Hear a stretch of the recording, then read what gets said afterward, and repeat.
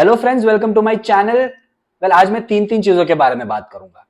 पहले तो vaccine war और फुकरे 3 जो रिलीज हुई है उनके, उसके बाद मैं एनिमल के टीजर के बारे में भी बात करूंगा। इधर टाइम स्टैम्प्स दिए हुए हैं, तो आप लोग बिंदास जाके जो भी आपको पहले देखना है आप देख लेना, पर like share comment and subscribe करना मत भूलना। चलिए शुरू करते हैं। स्टार्ट करने के पहले मैं आपको सिर्फ इतना कहूंगा कि वैक्सीन वॉर और फुकरे थी, ये दोनों की ऑडियंस अलग है। जहां वैक्सीन वॉर में ज्यादा मुझे बूढ़े लोग दिखे, मुझे थोड़े इंटेलेक्चुअल लोग दिखे, और मतलब अबाउ एज ग्रुप ऑफ से 40-45 मुझे ज्यादा दिखे। वहीं फुकरे में मुझे बच्चे ज्यादा दिखे, मुझे यंग ऑडियंस ज्यादा दिखी। एनीवेज मैं पहले बात करता हूँ वैक्सीन वॉर की। देखिए, ये फिल्म जो है ना, ये एक तरह की डॉक्यू ड्रामा है। एंड अगर आप इस फिल्म को एज अ फिल्म देखोगे, या इनकेस आपने अगर मेकर्स की पहली फिल्म जो है उन्होंने लास्ट ईयर बनाई थी, कश्मीर फाइल्स, तो आप देखोगे वो film it's more of a docu drama, जहां पर बता रहे हैं कि क्या हुआ था एक्चुअली।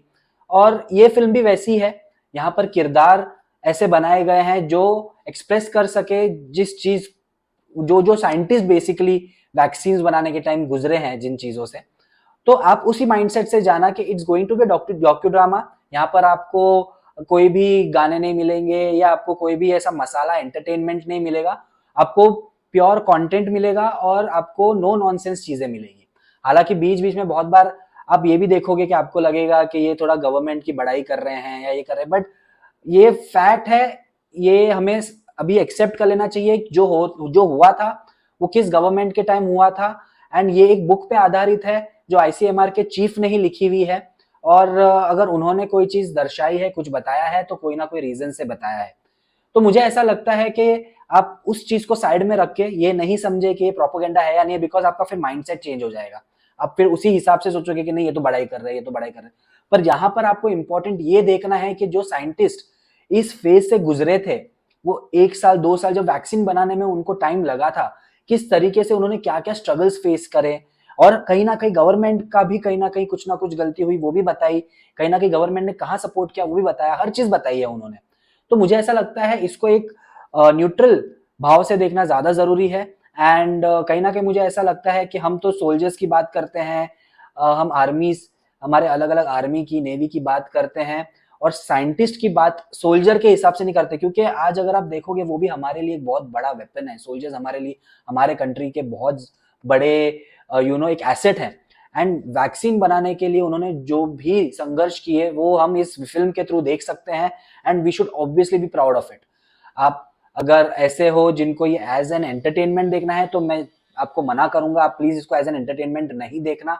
आप इसको एज अ वो कहते हैं ना कि एक डिपिक्शन देखना, क्या हुआ था उस टाइम पे। आप उस दौर से ऑलरेडी गुजर चुके हो, तो आपको पता है कि साइंटिस्ट किस दौर से गुजरे होंगे। तो बैकड्रॉप तो हम सबको पता ही है कि हमने कितनी मुश्किलें झेली, लेकिन किस तरीके से साइंटिस्ट लोगों ने ये मुश्किलें झेली वैक्सीन बनाने में, लोगों को बचाने में, वो ये फिल्म आपको दिखाता है।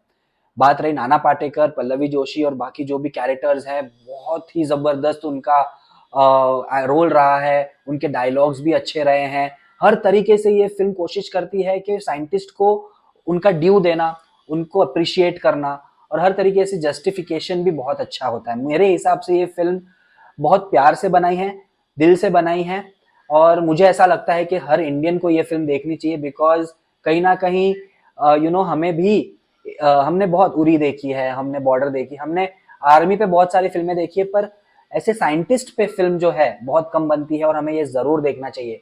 जिस तरह रॉकेट बॉयज आई थी, हमको कितनी पसंद आई थी, उसी तरह ये फिल्म भी एक अलग तरीके का दृश्य दिखाते हैं, और ऐसा दृश्य जहां से हम गुजरे हुए हैं। तो मैं आप लोग को जरूर सजेस्ट करूंगा कि ये फिल्म देखिए। एंड इसको not entertainment point of view, पर एज एन इंफॉर्मेशन, या आप कहीं एक प्राउड फीलिंग, एक इंडियन वाली फीलिंग के हिसाब से जरूर देखिएगा। मैं इस फिल्म को दूंगा 4 स्टार आउट ऑफ 5। एंड मेरे हिसाब से तो ये फिल्म किसी को मिस नहीं करनी चाहिए। उसके बाद मैं बात करूंगा फुकरे 3 की, जहां मैंने पहले वैक्सीन वॉर देखी जिसमें बिल्कुल एंटरटेनमेंट नहीं था, वहीं मैंने फुकरे देखी जहां पर मैं एंटरटेनमेंट की एक्सपेक्टेशन कर रहा था। फुकरे, जैसे मैंने पहले भी कहा हुआ है, मेरी वो फेवरेट कॉमेडी फ्रेंचाइज बोलो, सीरीज बोलो, जो भी बोलो आप, मेरी वो फेवरेट है। मतलब कॉमेडी में मैं उसको टॉप पे रखता हूँ। एंड जो भी कैरेक्टर्स उस फिल्म में है, चाहे चूचा हो, चाहे हनी हो, कोई भी हो, पंडित जी हो, लाली हो, इनफैक्ट भोली, या आप अली फैजल का रोल भी देखो, हर एक किरदार जो है उनका अपना एक इमोशन, अपना एक मेमोरी है अपने मेरे लाइफ में, इनफैक्ट जहां पर हम उस दौर से गुजरे हैं, मेरा बचपन वहां से ही आया हुआ है। तो कहीं ना कहीं मुझे ऐसा लगता है कि फुकरे 3 जो है उसी एक्सपेक्टेशन के साथ बनी थी और मेकर्स ने भी वही सोच के बनाया था। पर कहीं ना कहीं मुझे ऐसा लगा जो फुकरे 1 और फुकरे 2 थी उसके मुकाबले फुकरे 3 में मुझे बहुत सारे ड्रॉबैक्स लगे। जैसे मैं आपको बात करूं, एक बड़ा ड्रॉबैक जो मुझे लगा वो था पूरा चूचा सेंट्रिक फिल्म बनाई। हालांकि आई नो चूचा एक मेन किरदार है फिल्म में, जहां पर उनको लोग देखने आते हैं, उनको बहुत पसंद करते हैं, फैन फॉलोइंग बहुत है। पर जिस तरह 1 और 2 में एक बैलेंस था हर एक कैरेक्टर का, उस तरह इस फिल्म में मुझे नहीं दिखा। उसमें बहुत ज्यादा मुझे चूचा सेंट्रिक दिखा। और यार ऑब्वियसली आप चूचा से हर चीज कराने जाओगे तो वो एक पॉइंट ऑफ टाइम के बाद बोर होने लगेगा। अब वही उससे भोली का प्यार और बातें ऐसी फालतू वाली बातें ये सब करवाओगे तो कहीं ना कहीं उसका रेलेवेंस नहीं लगेगा, अनलेस एंड अनटिल वो सीन की रिक्वायरमेंट हो। तो उस हिसाब से मुझे वो थोड़ा ओवर द टॉप लगा।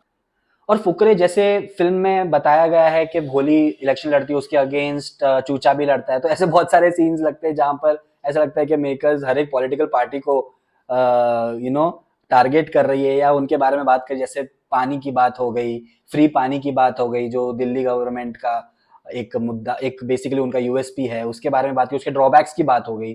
फिर बाद में करंट गवर्नमेंट की बात हो गई, जहां पर लाली एक जगह बोलता है कि 500 साल पहले चले जाएंगे अगर चूचा आ जाएगा तो। फिर एक कांग्रेस की बात होगी जहां पर एक झप्पी वाला सीन है कि बोली पंजाबन झप्पी देने आती है चूचा को, जब दोनों अगेंस्ट होते हैं एक दूसरे के एज पॉलिटिकल कैंडिडेट्स। तो कहीं ना कहीं वो भी सीन थोड़ा थोड़ा ऐसा उन्होंने उस पर स्पूफिंग की हुई है। बट एनीवेज मजा आता है वो सब देखने को, बीच बीच में अच्छे अच्छे सीन्स है, देखने में अच्छा लगता है। पर कहीं ना कहीं मुझे ऐसा लगता है कि जो स्टोरी है उसको ड्रैग कर दिया। हो सकता है इसको 20 मिनट तो फिल्म को कम किया जा सकता था।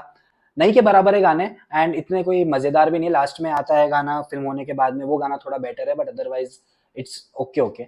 ओवरऑल मैं अगर आपको बताऊं कि इस फिल्म का जो क्रक्स है वो यही है कि ये फिल्म फर्स्ट और सेकंड के जैसी है इन टर्म्स ऑफ कंटेंट, कि कुछ ना कुछ कांड हो रहा है और किस तरीके से ये फुकरे जो है वो उस कांड का हिस्सा है और कैसे खुद को बचाते हैं उस कांड से। यहाँ पर थोड़ा पॉलिटिकल एंगल दे दिया है और कुछ ज्यादा नहीं।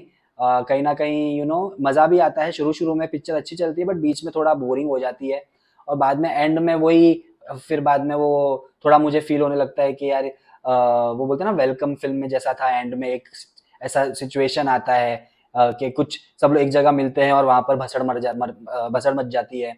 उसके बाद में जो हमने हलचल पिक्चर में देखा है जो करंट वाला सीन है, तो मतलब कुछ ना कुछ वो वैसा एंड में वाटर पार्क में एक सीन हो गया जहां पर सब आ रहे हैं और कैसे किस तरीके से भसड़ मच रही है वो बताया। तो ओवरऑल टेम्पलेट वही कॉमेडी फिल्म का है, हर चीज वैसी है और कैरेक्टर्स भी वही है, कुछ नया नहीं है। एंड जो एक्सपेक्टेशन थी वो थी सिर्फ डायलॉग से, पंचेस से, वो उतनी नहीं रही। That is what I want to say. और ओवरऑल अगर मैं आपको बताऊं इस फिल्म को अगर आपको देखना चाहिए नहीं देखना चाहिए, मैं तो यही कहूंगा कि आप इस फिल्म को बच्चों के साथ ले जाओ, बच्चों को दिखा दो। पर खुद जाने से बेटर है मैं तो बोलूंगा वैक्सीन वॉर देख लो आप, बिकॉज वो मुझे ज्यादा बेटर लगी इससे। हालांकि दोनों कंटेंट अलग है, दोनों की ऑडियंस अलग है, पर वैक्सीन वॉर में आई फेल्ट प्राउड कि मतलब ऐसा हमारे साइंटिस्ट ने फर्स्ट टाइम इंडिजीनियस वैक्सीन बनाई, तो वो एक चीज थी। और ये थोड़ी कॉमेडी हो गई, और यार हमने कॉमेडी देख ली, अभी अभी ज्यादा कॉमेडी भी हमको देखना नहीं है, मास मसाला एंटरटेनर भी देखिए, सब कुछ देखिए, तो एक बार ये भी ट्राई कर लो। तो मेरे हिसाब से मैं फुकरे को दूंगा 2.5 स्टार आउट ऑफ 5। और मैं आप पे डिसाइड, आप पे छोड़ दूंगा अगर आपको ये फिल्म देखनी है। बट अगर मैं होता तो मैं शायद ये फिल्म अवॉइड करता एंड ओटीटी पे वेट करता इस फिल्म को देखने का। तो yes, this is what I feel about Fukrey 3। अब मैं बात करूंगा एनिमल के टीजर की। आप सब लोग ने अब तक तो टीजर देख ही लिया होगा और आप सबके मन में पता नहीं क्या क्या हलचल मची होगी टीजर को देख के। जिस तरीके की हलचल प्री टीजर को देख के हुई थी उसका मेरे ख्याल से डबल मन में एक एक्साइटमेंट जगी होगी, क्योंकि मेरे तो जगी ऑनेस्टली। और मेकर्स कितने स्मार्ट है, इनफैक्ट मुझे नहीं पता ये किसका आइडिया है क्या है। जब आपने फर्स्ट प्री टीजर निकाला है उसमें आपने गाना दिखा दिया, उसमें आपने एक्शन दिखा दिया, तो लोग सोचेंगे अब क्या दिखाएंगे, अभी भी एक्शन ही दिखाने वाले। पर अभी जो दिखाया वो उन्होंने कहीं ना कहीं लोगों को ऐसा शॉक कर दिया कि यार क्या हो सकती है फिल्म की स्टोरी। ठीक है बाप बेटे के बीच में कुछ है, पर ऐसा क्या है जिसकी वजह से बेटा डेविल बन गया। मतलब उसको अपने बाप से इतना ऑब्सेशन है, इतना प्यार है, और बाप उसको मतलब समझता नहीं है, क्या नहीं करता। मुझे तमाशा की याद आ गई, बेसिकली वैसा ही कुछ था। वो good side of Ranveer Kapoor दिखाया वहां पर, और यहाँ पर शायद bad side of Ranbir Kapoor दिखा रहे हैं। वहां पर भी उसका बाप समझता नहीं था, लोग समझते नहीं थे, उसका एक सेकंड पर्सनालिटी तो वो उसमें दिख रही थी। और यहाँ पर तो एकदम अलग ही, यहाँ पर भी एक अलग ही पर्सनालिटी उनकी दिख रही है। तो दो अलग अलग पर्सनालिटी दिख रही है, तो टोटली अलग है। तो मुझे तो बहुत मजा आया देख के। इस फिल्म में जरूर देखने मिलेगा कि किस तरह वो मन की भड़ास निकालते हैं और क्या उसमें एक्शन होने वाला है, वो हम सोच सकते हैं। ये सिर्फ तीसरी फिल्म है, इनफैक्ट मैं तो बोला टेक्निकली ये दूसरी फिल्म है संदीप रेड्डी वांगा की, क्योंकि उन्होंने कबीर सिंह अर्जुन रेड्डी बनाई और फिर कबीर सिंह बनाई, जो सेम ही फिल्म थी, सिर्फ रीमेक थी, और फिर ये बना रहे हैं। और उनका लेवल ऑफ थिंकिंग आप सोचो, 2 फिल्म के बाद में उनका लेवल ऑफ थिंकिंग क्या हो गया है। तो मतलब आई एम रियली शॉक्ड। मुझे नहीं पता वो कैसे करेंगे, क्या करने वाले। अब तो मैं और ज्यादा एक्साइट हो गया हूँ।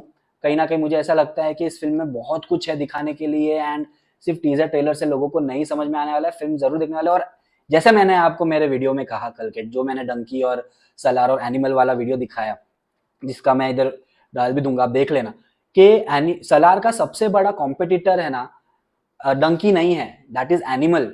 बिकॉज एनिमल में जो दिखाया होगा सलार वाले उसको मैच कर पाएंगे नहीं कर पाएंगे in terms of action, I have no idea. और अगर एनिमल चल गई ना तो सलार के लिए जरूर एक खतरा है और डंकी के लिए फायदा है। That is what I feel, because animal भी अलग अलग लैंग्वेजेस में रिलीज हो रही है, ऑल ओवर द ग्लोब लोग देखेंगे फिल्म को। तो मुझे नहीं पता क्या होने वाला है। सो यस, टीजर जो एनिमल का है वो बहुत ही जबरदस्त बनाया है, और लास्ट में बॉबी देओल का जो सीन है ना, वो तो दिल को छू जाता है यार। वो मतलब एक क्यूरोसिटी पैदा करता है। मतलब मेकर्स ने ऐसा कर दिया कि एक हुक छोड़ दिया बॉबी देओल का। ये शुरू में एक्शन बता दिया प्री टीजर में, उसके बाद में ये टीजर में उन्होंने बता दिया कि रणबीर कपूर का रोल कैसा होने वाला है, और लास्ट में हुक छोड़ दिया कि बॉबी देओल कैसे होंगे। और अब ट्रेलर में लोगों को मजा आएगा देखने में कि यार आखिरकार बॉबी देओल का रोल क्या है इधर। तो यार ये बहुत ही अमेजिंग आइडिया है, बहुत ही अमेजिंग स्ट्रैटेजी है जो मेकर्स ने अपनाई है, और आई एम रियली हैप्पी। और बहुत मजा आया रणबीर कपूर के बर्थडे के टाइम पे ये टीजर आया। हालांकि भी बहुत टाइम है मेरे ख्याल से ट्रेलर को, बिकॉज 1 दिसंबर को है, तो मुझे नहीं लगता वो लोग ट्रेलर एटलीस्ट 20 दिन पहले ही निकालेंगे, और बीच में गाने वाने आएंगे शायद। तो आई जस्ट होप कि कुछ ना कुछ करके वो लोग लोगों को एक्साइट करके रखे। एंड यस, ये थे मेरे तीनों रिव्यूज। आपको क्या लगता है मेरे इन तीनों रिव्यूज में से, आप क्या सोचते हो, आपको दोनों में से कौन सी फिल्म देखनी चाहिए, और एनिमल का टीजर आपको कैसा लगा, मुझे जरूर कमेंट बॉक्स पे लिख के बताइए। टिल देन मिलते हैं नेक्स्ट वीडियो में, बाय।